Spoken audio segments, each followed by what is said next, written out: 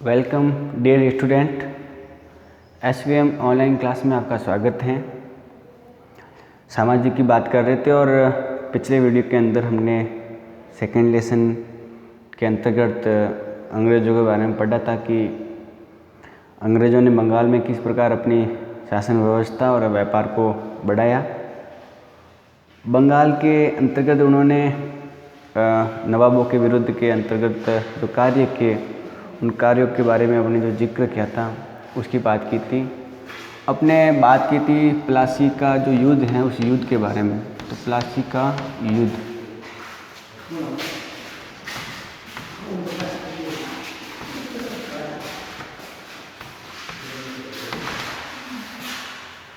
बंगाल के अंदर जो प्लासी का युद्ध की शुरुआत हुई थी उसकी बात कर लेती थी कि 1757 के अंतर्गत प्लासी का युद्ध हुआ था। और जो प्लासी के युद्ध के अंतर्गत बंगाल के जो नवाब थे जिनका नाम था अली वृद्दी खान, अली वृद्दी खान, जब इनकी मृत्यु हुई तो उनके बेटे सिराजुद्दौला नवाब बन गए। तो आपको ध्यान में रखना है कि अली वृद्दी खान बंगाल के नवाब थे और जब इनकी मृत्यु हुई तो उनका बेटा सिराजुद्दौला क्या बन गया? नवाब बन गया। कहते हैं कि सिराजुद्दौला जो नवाब बना, अंग्रेज उससे भयभीत थे क्योंकि सिराजुद्दौला एक बहादुर नवाब था, अंग्रेज़ों के विरोध में काम करने वाला था।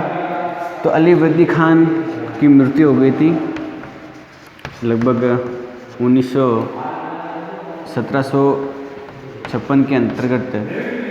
तो उनका बेटा सिराजुद्दौला नवाब बन गया। इतनी बात समझ आ गई। फिर जब सिराजुद्दौला नवाब बना तो सिराजुद्दौला ने अंग्रेज़ों से कहा कि आप जो किलेबंदी कर रहे हो उसको बंद करो। तो किलेबंदी बंद करने के लिए सिराजुद्दौला ने कहा ठीक है। उसके अलावा उन्होंने ये भी कहा कि जो आप राजस्व नहीं दे रहे थे वो राजस्व देना शुरू कर दो। तो अंग्रेज़ों से किलेबंदी बंद करवाने के लिए सिराजुद्दौला ने जोर दिया, राजस्व देने के लिए अंग्रेज़ों से कहा। उन्होंने अंग्रेज़ों से ये भी कहा कि आप जो सिक्के डाल रहे हो उस सिक्के ढालने का जो काम कर रहे हो वो भी बंद करो। तो कुल मिलाकर अंग्रेज़ जो हैं वो सिराजुद्दौला से डरते थे क्योंकि एक खतरनाक और व्यवस्थित रूप से काम करने वाला सिराजुद्दौला था। और इस सिराजुद्दौला की वजह से अंग्रेज़ परेशान थे और अंग्रेज़ों को लगता कि हम बंगाल के अंदर अपना जो व्यापार है वो तभी बढ़ा सकते हैं जब बंगाल के अंदर जो नवाब हैं वो हमारा बने, अर्थात कठपुतली वाला नवाब बने। कठपुतली का मतलब ये हो गया कि ऐसा नवाब बने जो हमारी बात माने, हमें व्यापार करने से रोके नहीं, और व्यापार जब हम करें तो जो व्यापार के समय जो शुल्क दिया जाता है वो शुल्क हमको नहीं देना पड़े। तो इस प्रकार से नवाब को लगता कि अंग्रेज़ मेरी बात मानेंगे, किलेबंदी बंद करेंगे, राजस्व देंगे। और सिराजुद्दौला का मानना था कि जो अंग्रेज़ हैं वो राजनीतिक मामलों में जो टांग अड़ा रहे हैं वो बंद कर दें। लेकिन सिराजुद्दौला की बात अंग्रेज़ों ने नहीं सुनी और आखिर जब ये बात इतनी बढ़ गई कि युद्ध पर आ गई और एक युद्ध हुआ प्लासी के अंदर। उस युद्ध का नाम है प्लासी का युद्ध। कब हुआ? 1757 के अंदर। अब देखो किस प्रकार ये युद्ध हुआ। जिस जगह पर हुआ उस जगह का नाम प्लासी। इस युद्ध के अंदर सबसे पहले सिराजुद्दौला की लगभग 30,000 सैनिक जो बंगाल के अंदर फैक्ट्री थी हुगली नदी के किनारे, वहाँ पर आक्रमण कर दिया। तो सिराजुद्दौला की जो 30,000 सेना थी, 30,000 सेना, इस सेना ने बंगाल के अंदर जो अंग्रेज़ों की इंग्लिश फैक्ट्री थी उस फैक्ट्री पर क्या कर लिया? आक्रमण कर लिया।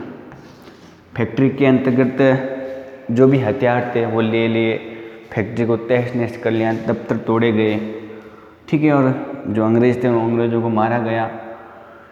फिर वहाँ जब उनको जीत मिली सिराजुद्दौला के इन सैनिकों को, तो ये सैनिक फिर कलकत्ता के अंदर जाने लगे और कलकत्ता के अंदर जो किला है उस किले पर आक्रमण करने की इन्होंने ठान ली। और जब किले पर आक्रमण भी कर लिया, तब जो मद्रास, उस मद्रास के अंतर्गत एक अंग्रेज़ अधिकारी को पता लगा कि हमें जो कलकत्ता के अंदर अंग्रेज़ों के ऊपर जो आक्रमण हुआ है उसका सामना करना पड़ेगा। और मद्रास से एक अंग्रेज़ सेना लेकर आया और उसका नाम था रॉबर्ट क्लाइव। Robert Clive. तो रॉबर्ट क्लाइव मद्रास से सेना लेकर आ गया। इधर कलकत्ता के अंतर्गत सिराजुद्दौला की सेना अंग्रेज़ों को मारने का काम कर रही है, किलेबंदी जो थी उस किले पर आक्रमण करने का काम कर रही है। और रॉबर्ट क्लाइव मद्रास से सेना लेकर जहाज़ के माध्यम से कलकत्ता में पहुंच रहा है। और जब वो कलकत्ता में आ रहा था तो उसको जो जहाज़ी बेड़े के ऊपर जो सैनिक रहते हैं, जो जहाज़ तटीय मैदानों पर जो सुरक्षा का काम करते हैं, उनकी सहायता उनको मिल गई। और काफ़ी सैनिक जब यहाँ आए और इनके बीच में लड़ाई हो गई, वो लड़ाई हुई, प्लासी के अंदर युद्ध हुआ और युद्ध के अंदर सिराजुद्दौला की हार हो गई। युद्ध के अंदर किसकी हार हो गई? सिराजुद्दौला की हार हुई। सिराजुद्दौला की हार क्यों हुई, इसकी एक और वजह थी, और वजह यह है कि जो मीर जाफ़र था सिराजुद्दौला का सेनापति, मैंने नाम बताया मीर जाफ़र, मीर जाफ़र यह सेनापति था। क्या था? सेनापति। और ये जो सेनापति था सिराजुद्दौला का, इस मीर जाफ़र ने क्या किया, जो अपनी तरफ सेना थी, उसको जो सेना टुकड़ी दी हुई थी, वो सेना टुकड़ी अंग्रेज़ों की तरफ मिल गई। और जिस तरफ से सिराजुद्दौला के पक्ष में मीर जाफ़र के जो सैनिक हैं उनको लड़ना था, तो उसने वो लड़ने से मना कर दिया और सैनिक को युद्ध में शामिल नहीं किया। अपने जो टुकड़ी थी मीर जाफ़र के पास में, उनको शामिल नहीं किया और अंग्रेज़ों की तरफ मिल गया, क्योंकि अंग्रेज़ खुद ऐसा व्यक्ति चाहते थे, अपना कठपुतली का नवाब बनाना चाहते थे, और साथ में इस नवाब का क्या हो, प्रतिद्वंदी हो, इसका विरोधी हो। तो अंग्रेज़ों को ये आदमी मिल गया मीर जाफ़र, जो इनका विरोधी था, इनके पक्ष में काम करता सेनापति था, लेकिन इसको लालच दिया कि हम जब सिराजुद्दौला को हरा लेंगे तो बंगाल का नवाब तुम्हें बनाएंगे। अब इसको ये लालच दिया बंगाल के नवाब बनने का, तो इसने अपनी सेना अंग्रेज़ तरफ मिला दी और सिराजुद्दौला के विरोध में काम शुरू किया। और इस युद्ध के अंदर अंग्रेज़ों की क्या हो गई? जीत हो गई। तो प्लासी युद्ध के अंदर पहला क्वेश्चन तो यही बनता है, प्लासी युद्ध किस चीज़ के मध्य हुआ और कब हुआ? तो 1757 के अंदर सिराजुद्दौला और अंग्रेज़ों के बीच में हुआ।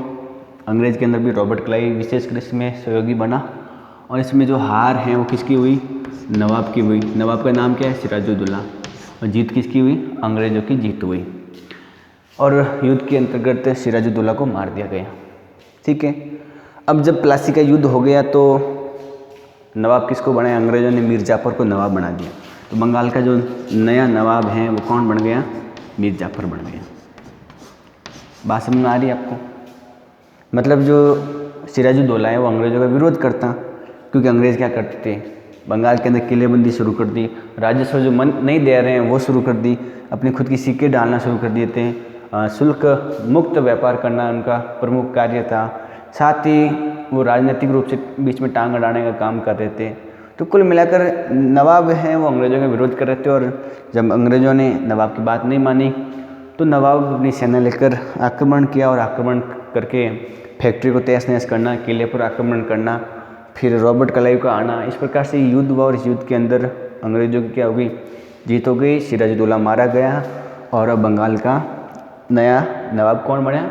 मीर जाफ़र। तो क्वेश्चन ये भी बन सकता है कि प्लासी के युद्ध के बाद बंगाल का नवाब कौन बना? तो मीर जाफ़र। ठीक है। अब आगे अपन बढ़ते हैं।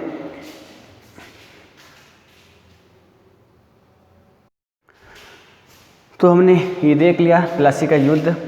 अब देखो जब प्लासी का युद्ध हुआ तो युद्ध होने के बाद में अंग्रेज़ों के पास में एक नया नवाब बना, जिसका नाम था मीर जाफ़र। और ये एक कठपुतली नवाब था। कठपुतली मतलब होता है कि अब ये अंग्रेज़ों की अंगुलियों पर नाचने वाला नवाब था, अंग्रेज़ों की हर बात मानने वाला। ठीक है। तो जो मीर जाफ़र नवाब बना तो अंग्रेज़ों को ये लगता है कि मीर जाफ़र भी अधिकतर समय तक, विशेषकर अपने ये बात कह सकते हैं कि ज़्यादा समय तक अंग्रेज़ों की बात नहीं मानेगा, क्योंकि नवाब को अपनी प्रतिष्ठा और सम्मान भी तो प्रजा के सामने रखना पड़ता है। लेकिन जब प्लासी का युद्ध हुआ तो पहली बात तो यह है कि अंग्रेज़ों की पहली बड़ी जीत थी बंगाल के अंतर्गत। अंग्रेज़ों ने बंगाल में पहले अपनी बड़ी जीत हासिल कर ली, तो अंग्रेज़ों को अपना विश्वास बढ़ा कि हम नवाबों को हरा सकते हैं और अपनी जो शासन व्यवस्था है, व्यापार है, उसको आगे बढ़ा सकते हैं। तो बड़ा कारण तो ये हो गया। और दूसरा ये भी है कि जब बंगाल के अंतर्गत नया नवाब बना तो अब अंग्रेज़ों को किसी प्रकार की समस्या नहीं थी, वो आसानी से बिना शुल्क दिए हुए व्यापार कर सकते हैं। और वो ये भी समझते हैं कि अब जो अपना नवाब है वो अपना है, विरोधी नहीं है अपना, हमारी वो सारी बातें मानेगा, हम जैसा कहेंगे वैसा नवाब काम करेगा। क्योंकि अंग्रेज़ों ने तो ही नवाब को बनाया है। पहले जो नवाब थे वो अंग्रेज़ों के विरोधी थे, अंग्रेज़ों को हर काम करने नहीं देते, अंग्रेज़ों का विरोध करके वो किलेबंदी रोकने का काम करते थे। लेकिन जो अब नवाब बना है वो विशेषकर अंग्रेज़ों के पक्ष में काम करने वाला था। लेकिन जब प्लासी का युद्ध हुआ तो अंग्रेज़ों ने दूसरे व्यक्ति को नवाब क्यों बनाया है, खुद भी नवाब बन सकते हैं। तो कुल मिलाकर अपन ये भी समझ सकते हैं कि अंग्रेज़ों का उद्देश्य यहाँ पर नवाब बनना नहीं है, उनका है अधिक से अधिक धन कमाना, अपने व्यापार को बढ़ाना और व्यापार में कोई दिक्कत नहीं हो, इसलिए उन्होंने कठपुतली नवाब बनाया। तो जब उन्होंने कठपुतली नवाब बनाया मीर जाफर को, तो समय के साथ में मीर जाफर से उनकी मांगें बढ़ती गई, अंग्रेज़ उनसे हर काम करवाते थे और अंग्रेज़ों को पैसों की भी ज़रूरत थी, ठीक है। लेकिन समय के साथ में मीर जाफर ने अंग्रेज़ों के विरुद्ध में काम शुरू कर दिया। अंग्रेज़ों को जिस हिसाब से उन्होंने पैसे देने थे उनको पैसे देने से मना कर दिया और अंग्रेज़ों को लगा कि मीर जाफर अब हमारी बात नहीं मान रहा है, तो मीर जाफर को उन्होंने हटा दिया, ठीक है। तो 1965 के लमसम मीर जाफर को उन्होंने पहले हटा दिया और जब मीर जाफर को हटाया तो फिर मीर कासिम को उन्होंने नवाब बनाया। तो मीर जाफर के बाद में मीर कासिम क्या बना दिया, नवाब बना दिया, ठीक है।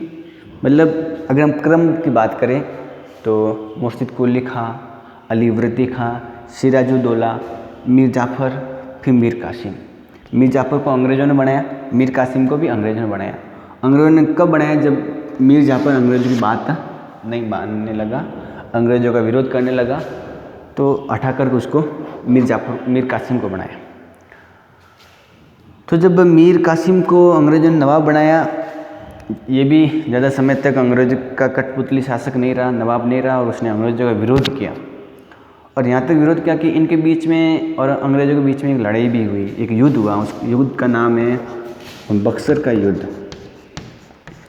बक्सर का युद्ध 1767 के अंदर, 64 के अंदर ये युद्ध हुआ।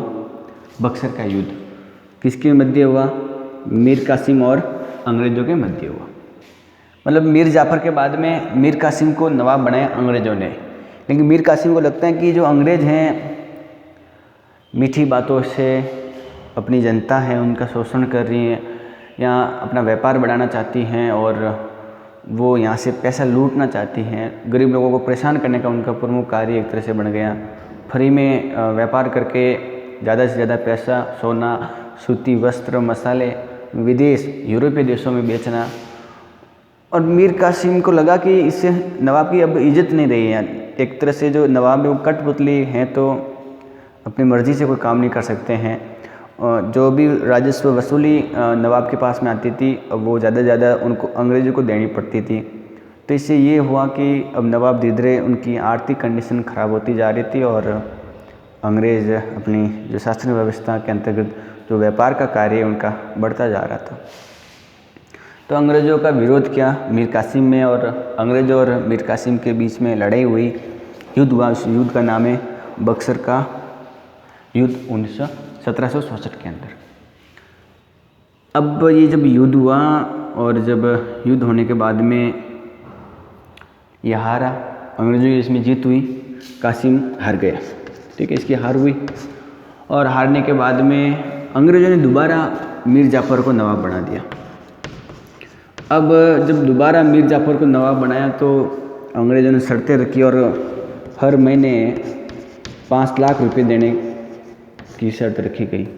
ठीक है, मतलब अब नवाब को हर महीने 5 लाख रुपए अंग्रेज़ों को देने पड़ते थे, क्योंकि नवाब किसने बनाया है मीर जाफ़र को? अंग्रेज़ों ने बनाया है। बक्सर के युद्ध के बाद में जो नवाब है वो मीर जाफ़र बना, मतलब बनाया गया। किसने बनाया? अंग्रेज़ों ने, लेकिन किस शर्त पर कि हर महीने नवाब को मतलब मीर जाफ़र को 5 लाख रुपए अंग्रेज़ों को चुकाने हैं। अब अंग्रेज़ों को लगता है कि ये 5 लाख रुपए भी कम पड़ रहे हैं, क्योंकि उनके पास सैनिक हैं, सैनिकों के खर्चे, व्यापार में होने वाला खर्च, साथ में जो आयात और निर्यात हैं उसमें परिवहन का खर्च, तो कुल मिलाकर हर प्रकार से जो खर्च होता, अंग्रेज़ों की इच्छा थी कि हम अपना जो खर्च हैं वो अपने पैसों से नहीं करें, हम नवाब के पैसों पर निर्भर होकर या नवाब के पैसे जो आ रहे हैं उस पर हम अपना सारा खर्च करें। जो नवाबों का पैसा है वो धीरे धीरे बढ़ता जाए और हमारे जितना भी खर्चे होने वाले उन खर्चों का प्रयोग हम यहीं की सरकार से या यहीं से नवाबों से करें। फिर जब मीर जाफ़र के बाद में मीर जाफ़र की मृत्यु हो गई 1765 के अंतर्गत, तो अंग्रेज़ों को लगता है कि जब हम कठपुतली नवाब बना रहे हैं तो वो ज़्यादा समय तक हमारी बातें नहीं मान रहे हैं, एक समय बाद उनका विरोध शुरू हो जाता है। तो अंग्रेज़ों को लगा कि अब हमें ही नवाब बनना चाहिए, और जब 1765 के अंदर मीर जाफ़र की मृत्यु हुई तो अंग्रेज़ खुद नवाब बनना शुरू कर दिया। और 1765 के अंदर ही जो सुल्तान है, मुग़ल सुल्तान, उन मुग़ल सुल्तान ने जो दीवानी का काम है, जो दीवान है वो अंग्रेज़ों को बनाना शुरू कर दिया। तो अब जो दीवान है वो कौन बनने लगे? अंग्रेज़ बनने लगे। बात समझ में आ रही है आपको? मतलब क्या हुआ कि जो बंगाल है, पश्चिम बंगाल जो वर्तमान आप जानते हो, उस बंगाल के अंतर्गत जो नवाब थे, पहले नवाब विरोध करते थे, फिर युद्ध हुआ, नवाब की हार हुई, तो अंग्रेज़ों ने कठपुतली मतलब अपनी बात मानने वाला, अपनी उंगलियों पर नाचने वाले नवाब को बनाया। नवाब ज़्यादा समय तक अंग्रेज़ों की बात नहीं मान सका और अंग्रेज़ों का विरोध किया। तो जब उन्होंने अंग्रेज़ों का विरोध किया नवाब ने, तो नवाबों को हटाना शुरू कर दिया अंग्रेज़ों ने। और जब मीर कासिम को बनाया तो वो भी जब विरोध शुरू किया तो उसके साथ युद्ध हुआ और बक्सर का युद्ध हुआ, मीर कासिम की हार हुई। और फिर दोबारा जब मीर जाफ़र को बनाया तो 5 लाख रुपए प्रति महीने देने की बात रखी गई, शर्त रखी गई। जब 1765 में मीर जाफ़र की मृत्यु हो गई तो अंग्रेज़ों को लगता कि अब नवाब हमको ही बनना चाहिए। और फिर जब मुग़ल सुल्तान ने ये 1765 में ये बोल दिया कि बंगाल के जो दीवान हैं अब कौन है? अंग्रेज़ हैं। मतलब बंगाल के जो भी प्राकृतिक संसाधन हैं उन पर नियंत्रण अब किसका हो गया? अंग्रेज़ों का हो गया। तो बंगाल के जो भी प्राकृतिक संसाधन हैं उन संसाधनों पर सीधा किसका नियंत्रण हो गया? अंग्रेज़ों का हो गया। सुल्तान ने जो दीवान बनाने का काम है वो किसको बनाना शुरू कर दिया? अंग्रेज़ों को। ठीक है, तो इस प्रकार ये हो गया कि अब बंगाल पर एक तरह से पूरा नियंत्रण अंग्रेज़ों का हो गया। दीवान बन गए, जो भी पैसा है, धन दौलत है, वो सारा यहीं उनको लगता था कि यहीं खर्च हो और यहीं पर हम कमाएं उनका। मतलब जब अंग्रेज़ यहाँ से कोई वस्तु खरीदते थे, सूती वस्त्र, मसाला, तो वो ब्रिटेन से सोना चांदी लेकर आते थे और सोने चांदी के बदले वो क्या करते थे? यहाँ से वस्तु खरीदते थे, क्योंकि इसके अलावा अंग्रेज़ों के पास में और ऐसी कोई वस्तु नहीं थी वो यहाँ दे और इसके अलावा वस्तु खरीदें। कहने का मतलब ये हुआ कि ब्रिटेन के पास में ऐसी कोई और दूसरी वस्तु नहीं थी जिसको भारत को ज़रूरत थी, क्योंकि उस समय वस्तु विनिमय चलता था। ठीक है, तो वो सोने के बदले या चांदी के बदले भारत से वस्तु खरीदते थे, सामान खरीदते थे, सूती वस्त्र, रेशमी कपड़े, मसाले खरीदते और फिर उनको यूरोप के बाज़ारों में बेचने का काम करते थे। अंग्रेज़ यही तो व्यापार करते थे। फिर व्यापार किसका करते थे? तो अंग्रेज़ों का जो व्यापार है वो एक तरह से यही था कि हम भारत से क्या करें, जो अलग अलग प्रकार की वस्तु हैं जो यूरोप के देशों में नहीं मिलती हैं, ब्रिटेन में नहीं मिलती है, वो यहाँ से खरीदें और वहाँ ज़्यादा मूल्यों में बेचें। तो यहाँ से खरीदने के लिए उन भारत के लोगों को कुछ देना पड़ता था। फिर जैसे मान लो भारत के अंदर एक व्यक्ति मसाले बेचने का काम करता है, तो उसके मसाले अंग्रेज़ों को खरीदने पड़ते थे, तो कि क्या देकर खरीदते थे? तो अंग्रेज़ सोना चांदी देकर भारत के अंदर क्या खरीदते थे, मसाले खरीदते थे और फिर वो यूरोपीय बाज़ारों में और ब्रिटेन के अंदर बेचने का काम करते थे। ठीक है, तो एक तरह से ये माने कि अब जब बंगाल के अंदर अंग्रेज़ों का नियंत्रण हो गया, उनके पास पैसे आने लग गए, दीवान बन गए और जो अंग्रेज़ अब अधिकारी थे उनको लगता था कि हम नवाबों की तरह अपना जीवन यापन करें। उनकी जो ख्वाहिशें हैं वो बढ़ने लगी, वो अपना व्यापार बढ़ाना चाहते थे। उनके जो सैनिक खर्चे हैं, व्यापारिक खर्चे, वो सारे खर्चे अब वो केवल यहाँ बंगाल से जो चीज़ें मिलती थी, बंगाल से जो वसूली मिलती उस पर निर्भर थे। तो अब अंग्रेज़ों ने ब्रिटेन से सोना लेकर आते थे यहाँ की वस्तु खरीदने के लिए, वो धीरे धीरे कम करना शुरू कर दिया, क्योंकि अब उनको जो कोई वस्तु खरीदने के लिए पैसे की जरूरत पड़ती तो वो यहीं से तो वसूली करते थे और उन्हीं पैसों का यहीं से प्रयोग करके, मतलब ये हुआ कि बंगाल से तो पैसा लेना और बंगाल की जनता को ही वो पैसा देकर यहाँ से वस्तु खरीदना और ब्रिटेन में बेचना और फिर पैसे कमाना। तो एक तरह से ये हुआ कि अपना पैसा अपने को दे करके अपने से वस्तु ले लेना और अंग्रेज़ पूरे के पूरे लाभ में रह गए। तो अंग्रेज़ों के पास जो पैसा था वो पैसा कहाँ से, भारत से लेते थे। ठीक है, और भारत से पैसे ही लेते थे, भारत उसी पैसे से भारत से वस्तु खरीदते थे और फिर ब्रिटेन में, यूरोपीय देशों में ज़्यादा मूल्य बेचते और वहाँ से जो पैसा मिलता वो अपने पास में रखते थे। तो एक तरह से ये हो गया कि अब पूरे बंगाल के अंदर अंग्रेज़ों का नियंत्रण हो गया। अब अंग्रेज़ों की ख्वाहिशें बढ़ने लगी। अंग्रेज़ों ने अपनी सैनिक व्यवस्था, क्योंकि अंग्रेज़ों को डर था कि नवाब जब विरोध कर रहे हैं इसी प्रकार आगे भी नवाब विरोध करेंगे, युद्ध होगा। तो अंग्रेज़ों ने इन युद्धों के बाद में अपनी सैनिक व्यवस्थाएं बढ़ाई, व्यापार को बढ़ाना शुरू कर दिया, क्योंकि जब सैनिक व्यवस्थाएं बढ़ाएंगे, सैनिकों को बढ़ाएंगे तो उन पर खर्च भी ज़्यादा होगा। तो फिर अंग्रेज़ों ने यहाँ से वसूली करना, प्राकृतिक संसाधनों का ज़्यादा से ज़्यादा प्रयोग करना, यहाँ की जो मूल्यवान जो वस्तु है उनको बेचना, पैसे कमाना, इस प्रकार से अंग्रेज़ों का व्यापार बढ़ने लग गया और अंग्रेज़ दिन प्रतिदिन समृद्ध होते जा रहे थे। उनका नियंत्रण बढ़ता जा रहा था और एक तरह से बंगाल के अंदर जो राजनीतिक रूप से गतिविधियों के अंतर्गत अंग्रेज़ों का पूरा हाथ बढ़ गया था और अंग्रेज अब पूरे बंगाल में फैल चुके थे। बंगाल पर अंग्रेज़ों का नियंत्रण हो